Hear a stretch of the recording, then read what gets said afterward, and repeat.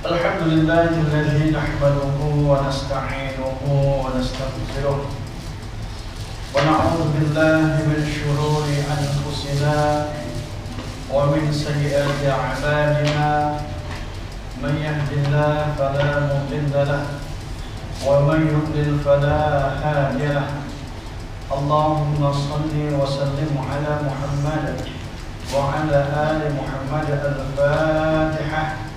أعوذ بالله من الشيطان الرجيم. بسم الله الرحمن الرحيم. الحمد لله رب العالمين الرحمن الرحيم مالك يوم الدين إياك نعبد وإياك نستعين اهدنا الصراط المستقيم صراط الذين أنعمت عليهم غير المغضوب عليهم ولا الضالين.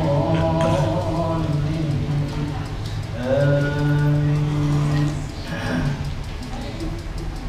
Muka surat 99 Surah An-Nisa ayat 128. Muka surat 99 Surah An-Nisa ayat 128. A'udzu billahi minasy syaithanir rajim.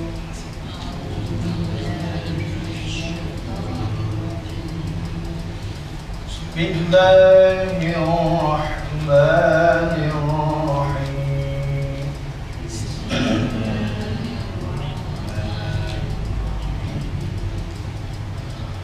Wa in imra'atun khafat min ba'diha nushuzan aw i'radan fala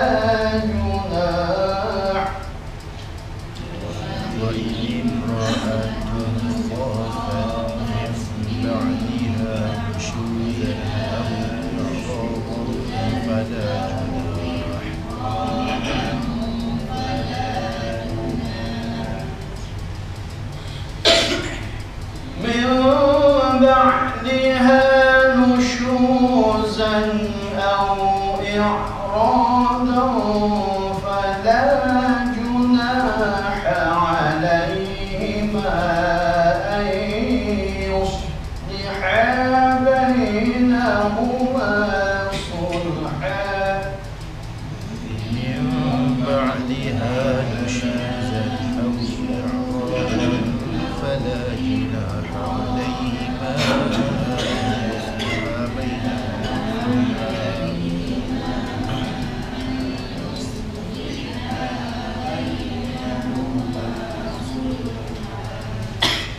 والصلح خير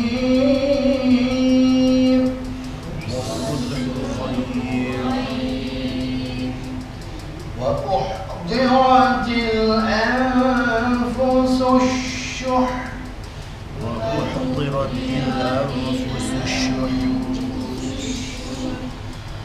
وإن تحسنوا وتتقوا فإن الله كان بما تعملون خبيرا. وإن تحسنوا وتتقوا فإن الله كان بما تعملون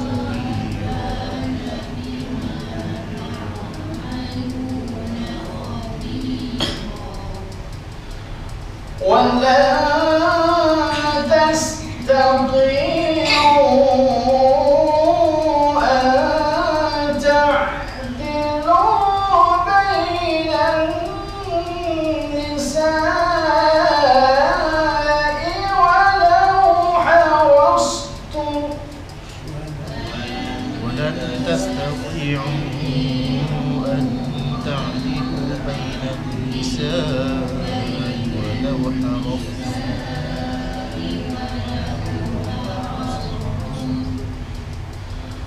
فلا تميلوا كل الميل فتذروها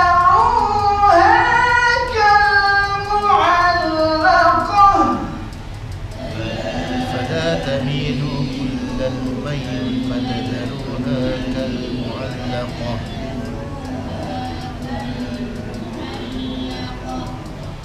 وإن تصلحوا وتتقوا فإن الله كان غفورا رحيما وإن تصلحوا وتتقوا فإن الله كان غفورا رحيما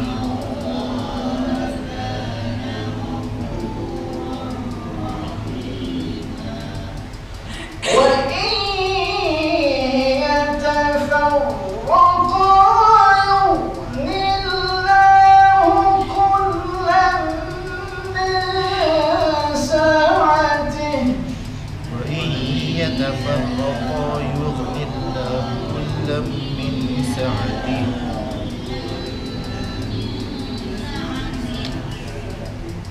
وكان الله واسعا حكيما كان الله واسعا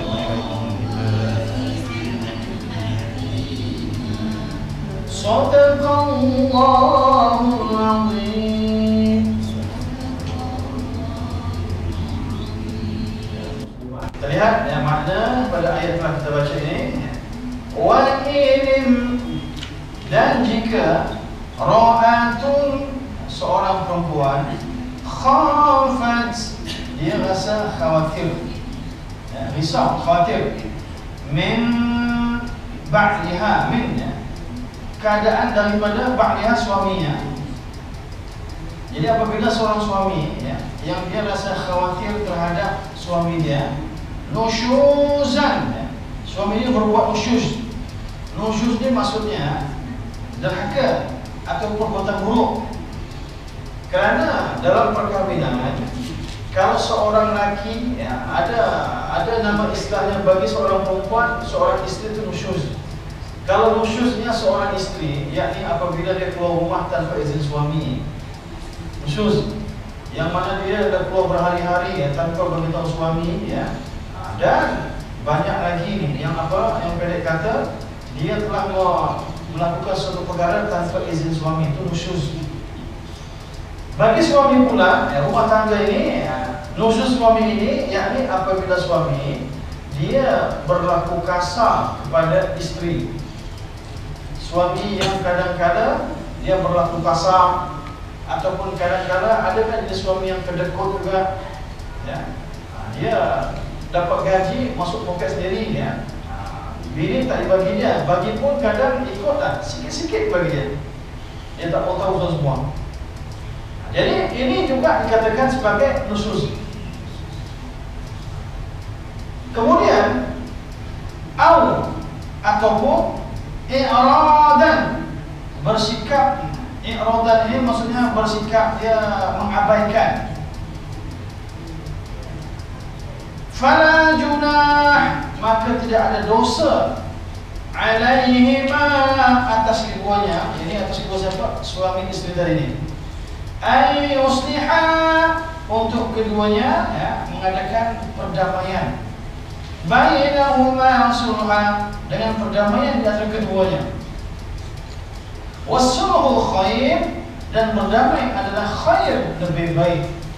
Wa uhdiratil anfusus syuh, dan maksudnya, dan meskipun muncul anfusu, jadi pada diri manusia asyuh, sifat syuh ini sifat kedekut, bakhil. Wa in, dan jika tuhsinu, kamu memperbaiki hubungan tersebut, wa tattaqu, dan kamu memelihara diri, ya, artinya dia memelihara diri dia tak berbuat buruk.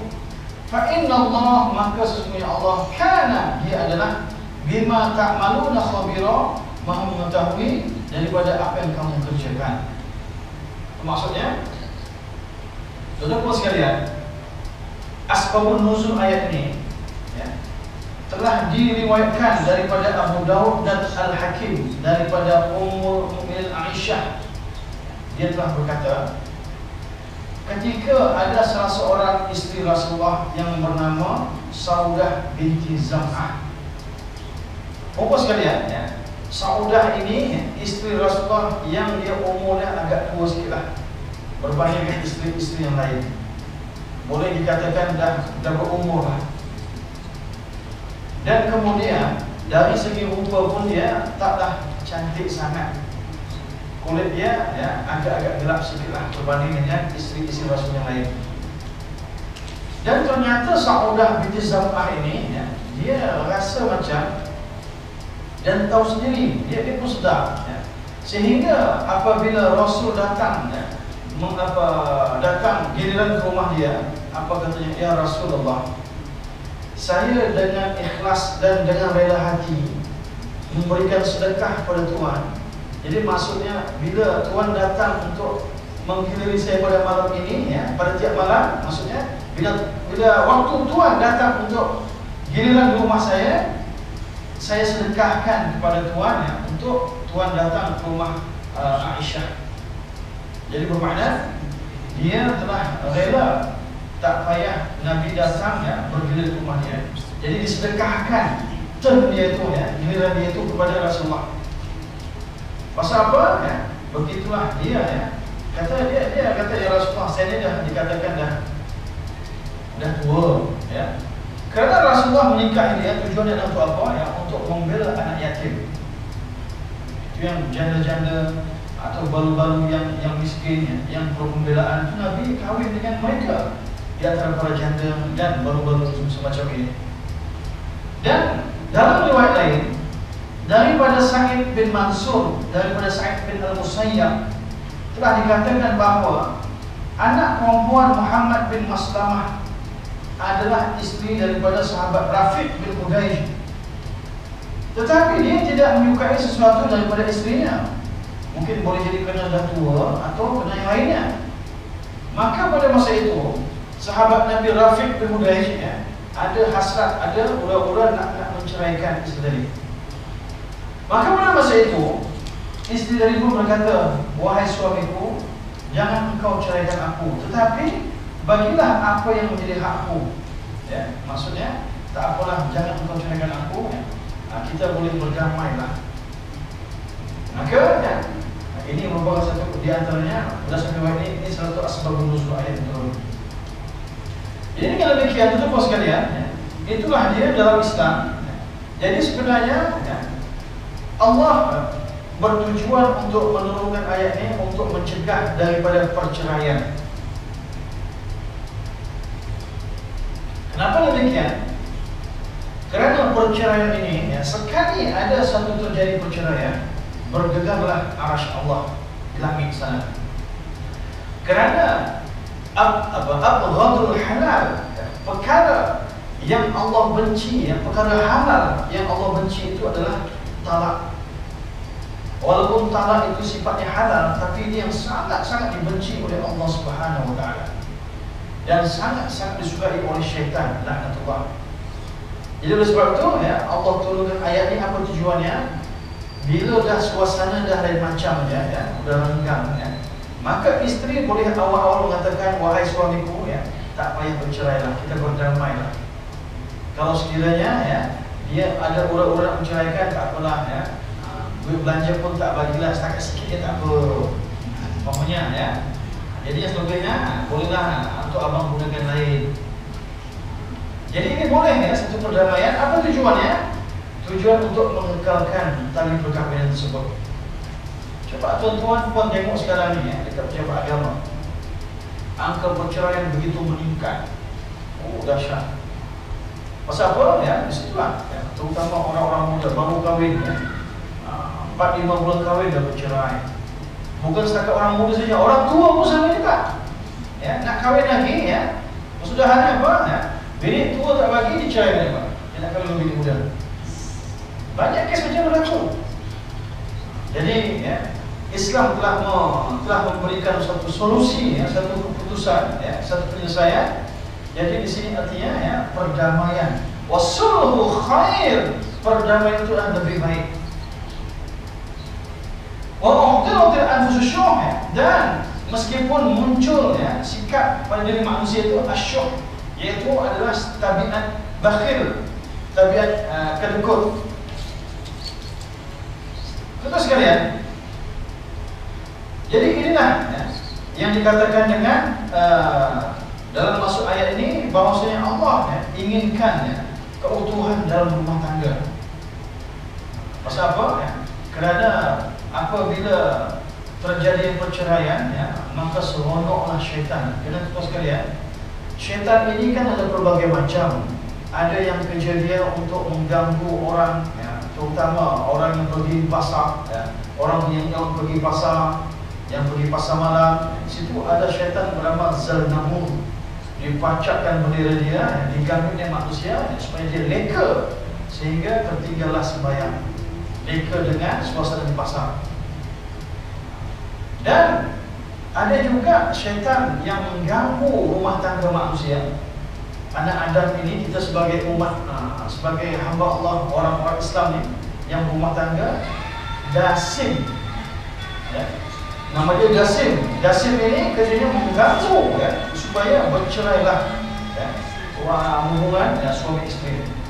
Bila bercerai saja ya, maka dasim itu mendapat satu penghargaan daripada iblis. So, okay.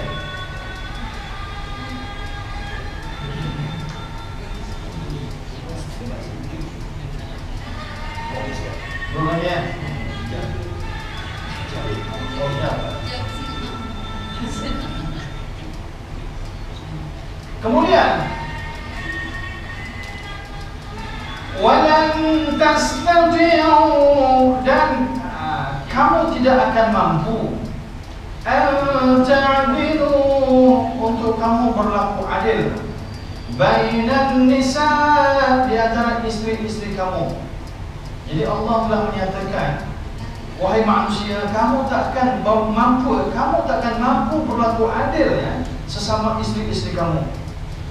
Walau harastum, meskipun kamu sangat ingin demikian, fala, maka janganlah tamilu, kamu condong kepada salah satu daripada istrimu, kullal mailah, dengan segala satu kecondongan, fatazaruha, lalu kamu biarkan istri yang lain, kal mu'allaqah, sehingga ya, seperti yang tergantung-gantung macam tali, apa namanya, dikatakan gantung, tali tak bergantung, apa? Gantung tambah tali ya? Apa dia? Tali. Begitulah ya. Jadi ini kan banyak yang model sekarang ni ya. Kerana dia condong pada isteri muda yang tua, tak dijenguk-jenguk, tak disapa-sapa, sehingga dikatakan cerai tak cerai, dikatakan kahwin tak kahwin, terbiar begitu saja, gantung tak bertali. Ini banyak berlaku macam ni. Jadi Allah dah nyatakan. Jadi kata Allah, walan tastati'u adilu, memang kamu takkan mampu untuk berbuat adil.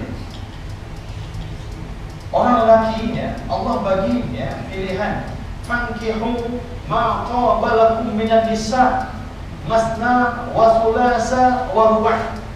Nikahi oleh kamu perempuan ya, iaitu 2, 3 atau 4. Fa in khiftum alla ta'dilu fawahidah. Jika kamu khawatir tak dapat berlaku adil, cukup 1, kata Allah.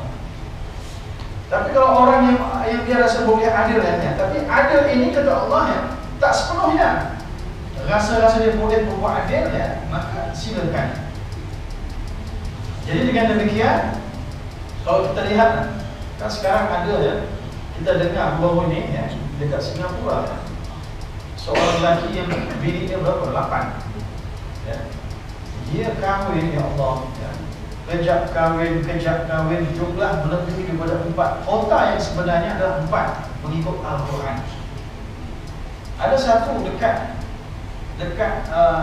Madura, saya tengok ya, Orang-orang kampung dia panggil dia Pak Kiai, tapi bini 10 orang. Gila dia. 10 orang bini dia. Bila ditanya, apa kata dia? Dia menafsirkan ayat ni ya, masna wa sulasa wa ruba', 2, 3 dan 4. Bermakna 2 campur 3, 5. 5 campur 4, 9. Ikut kepala otak dia. 9 bini dia. Tanggung 9 bila menjadi 10 dia. Ini dah sesat. Anak ya Allah 30-40 orang ada. Memang dahsyat betul ya. Bini 10 orang ya. Itu yang saya tengok dalam internet ya, dalam YouTube ya. Bininya semua disusunnya 10 orang ni. Nombor 1 siapa? Angkat tangan. Begitulah ya Allah. 10 orang. Inilah yang dikatakan ya, sudah dikatakan manusia dah menyimpang daripada ajaran sebenarnya. Tapi orang kadang ya Ustaz, Rasulullah khusus untuk Rasulullah. Tak boleh kita bukan Rasulullah. Rasulullah ni ada batas-batas khusus yang manusia tak boleh menjangkau ke sana. Sebagai contoh, sekalian, darah kita ni kan najis. Kalau kita sembahyang keluar darah, itu najis tu. Dia boleh batal sembahyang kalau mengalir darah. Jadi kalau sekat luka biasa, maka dia dimaafkan. Tapi kalau tengah sembahyang darah itu mengalir, maka darah yang mengalir itu adalah najis, maka batal sembahyang. Tapi Rasulullah, ini khusus untuk Rasulullah. Pernah satu ketika bila Rasulullah berbekam darah kotor, istilah darah kotor lah, bukan bekam ni kan, di seluruh darah tu. Dan kata Rasulullah ya, diambil darah tadi letak dalam bekas dan dipanggillah Abdullah bin Zubair. Wahai Abdullah, ini darah bekam, engkau buanglah mana-mana tempat. Yang penting jangan dinampak, jangan orang yang melihat. Maka dia pun telah mengambil bekas tadi ini ya, dan dibawa pergi. Begitu kembali, Nabi bertanya, wahai Abdullah, di mana engkau buang darah tersebut? Apa kata Abdullah bin Zubair? Ya Rasulullah, saya telah meletakkannya di tempat yang tak pernah dijangkau oleh manusia, di tempat yang sangat-sangat aman ya, yang memang tak ada manusia yang boleh mencapai. Di mana? Kata Rasulullah. Ya Rasulullah, darah Tuhan dah berada dalam perut saya dah minum dah.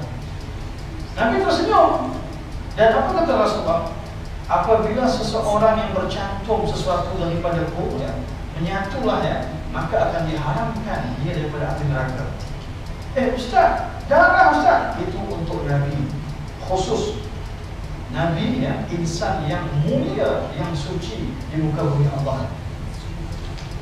Begitulah khusus untuk Rasulullah.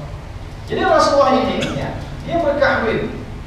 Ada satu kes bila Rasulullah berkahwin dengan Zainab binti Jahsy yang menikahkan Allah di langit sana ya. Allah sendiri yang menikahkannya tanpa ada mahar dan sebagainya. Begitulah ya. Jadi satu masing-masing perkahwinan Rasulullah ini ya, itu perintah daripada Allah. Dan begitulah. Jadi kita sebagai manusia tak boleh ya, ada masanya kita tak boleh menjangkau kedudukan Rasulullah sebagai seorang Rasul. Jadi itulah yang dikatakan khususiyah untuk Rasulullah sahaja. Batas-batas tertentu yang hanya boleh dibuat oleh Rasulullah. Dan kemudian sama ini, wa in tuslihu, dan jika kamu mengadakan, wa in tuslihu, dan jika kamu ayat 129 ya. Suatu kita berjumlah azan. Kita tengok ayat 129 ya, di penghujung. Wa in tuslihu, dan jika kamu mengadakan tuslihu ya, kebaikan atau perbaikan, wa tattaqu, dan dapat memelihara diri daripada sikap tak adil. Dia maksudnya dapat memelihara diri dia daripada bersikap tak adil. Fa inna Allah, maka sesungguhnya Allah itu kana, dia adalah ghafuran, maha pengampun, rahiman, dan maha penyayang. Jadi di sini ya, bahwasanya kata Allah, bagi seorang lelaki yang dia pandai bersikap adil, ataupun dia menjaga diri dia ya, sedapatnya jangan bersikap tak adil. Maksudnya ya, dia kalau boleh bersikap berbuat adil dengan 2 orang isteri ya, atau 3 orang isteri atau 4 orang isteri dia. Jadi kata Allah ya, Allah itu Maha Pengampun lagi Maha Penyayang. Cuma dalam satu hadis Rasul ada mengatakan ya, man kanat lahu imra'atani, barang siapa yang mempunyai 2 orang isteri, famala ila ihdahuma jaa yawmal qiyamah aw ahadu sidqaihi sakitun, yang mana ya, siapa yang mempunyai 2 orang isteri lalu dia ya, suka ataupun condong pada seorang saja, yang satu lagi ini kurang mendapat perhatian, dia suka yang satu-satu aja, yang satu ini tak dipedulikan dia. Dan apa kata Rasulullah? Nanti di hari akhirat nanti dia datang dalam keadaan jalannya timpang sebelah. Ini orang yang tak adil. Jadi besok di hari kiamat macam-macam pemandangan. Kalau pada masa itu berlakunya ada seorang yang dia berdiri macam orang kerasukan ya, kemudian tumpang balik macam orang kena sawan. Ini semasa hidup di dunia, ini orang terlibat dengan riba, suka makan riba, buat pinjaman bank dengan pinjaman riba ya, dan apa-apa yang terkait dengan riba. Dan kalau nanti ya, kita nampak di situ memang orang yang berjalan timpang ya, di situ ya, ini semasa hidupnya dia beristri lebih pada satu namun tak adil, dan macam-macam pemandangan. Jadi itu makanya Rasul telah berpesan ya, itu apa namanya, kalau kita tengok dalam satu hadis ya, Rasul dia ada berdoa pada Allah sentiasa. Bila Rasul ya mendapati giliran setiap malam isteri-isteri yang lain, dia berdoa pada Allah, Allahumma hadza qasmi, ya Allah inilah pembahagian yang aku mampu ya Allah ya. Pasal apa? Kerana dia rasa macam terbatas sebagai seorang manusia. Jadi setakat yang semampunya lah dia menggiliri setiap malam isteri-isteri dia. Allahumma hadza qasmi fima amliku fala talumni fima tamliku wala amlik. Maka jangan engkau cela diriku ya Allah terhadap apa yang aku miliki ini, dan tidaklah aku miliki. Maka Aisyah berkata, maksudnya hati, jangan engkau cela hatiku ya Allah, kerana setakat dah aku boleh menggiliri isteri-isteriku setakat aku terdaya dengan semampu Rasulullah. Jadi ya, memang manusia ya, dia tak boleh berbuat adil. Jadi oleh sebab itu sekurang-kurangnya janganlah dia ya mengabaikan seorang ya, sehingga menimbulkan suasana yang tak mesra. Dia dan ayat yang seterusnya 130. Wa yatafarraqa, dan jika keduanya yatafarraqa, bercerai, tak ada jodoh lah kita orang. Dah puas lah nak bujuk, dah puas ikhtiar cara lain, kesudahannya bercerai. Pantang jumpa bergaduh. Jumpa je bergaduh, jumpa macam ni kan. Ada saya nampak suami isteri ni, kau jumpa je bergaduh dia. Tapi peliknya tiap tahun beranak bagi dia. Jumpa bergaduh, anak tambah juga. Macam mana pula? Kesudahannya ya. Bila sampai satu keadaan dah tak sanggup ya, masing-masing dah berpisah. Dan ini ada jalan kata Allah. Wa idza farraqa, dan jika keduanya bercerai, yuhnillah, Allah tu akan memberikan kecukupan. Allah akan memberikan karunia dia, kullan, kepada masing-masing misalnya daripada karunia Allah. Jadi Allah akan memberikan rezeki berupa karunia dia kepada yang bercerai tadi ini. Wa kana Allah, dan adalah Allah itu wasi'an, maha luas karunia dia, hakimah, dan maha bijaksana. Apa maksudnya? Bila dah terjadi perceraian ya, maka berkat karunia Allah kepada hamba-Nya yang bercerai ini pun Allah telah memberikan karunia dia ya. Jadi artinya dia mendapat bahagian berupa rezeki, ataupun sekurang-kurangnya mungkin dia jumpa jodoh lain pula, dia kahwin dengan jodoh pilihan dia. Inilah dia ya, pasal apa? Kerana rezeki ini ya, dia adalah bersumber daripada Allah Subhanahu Wa Taala. Jadi manusia ini ya, walaupun dia bercerai, walaupun dia si isteri ni yang bekas isterinya ini tak bekerja, yakinlah dengan kuasa Allah ya. Apa namanya itu, Allah akan memberikan rezeki. Inilah dia ya. Sedangkan ulat dalam batu pun dia pun ada rezeki dia makan. Apatah lagi manusia yang punya tulang empat kerat. Walaupun dia bercerai, dia tak bekerja, dia boleh usaha dari cerai. Turunkan karunia Allah. Jadi maksudnya manusia tak boleh berdiam saja, perlu tubuh, mereka ada usaha. Allah alam bisawab. Okeylah? Baiklah, kita berdoa. Bismillahirrahmanirrahim. Allahumma arhamna bil Qur'an waj'alhu lana imaman wa nuran wa hudan wa rahmah.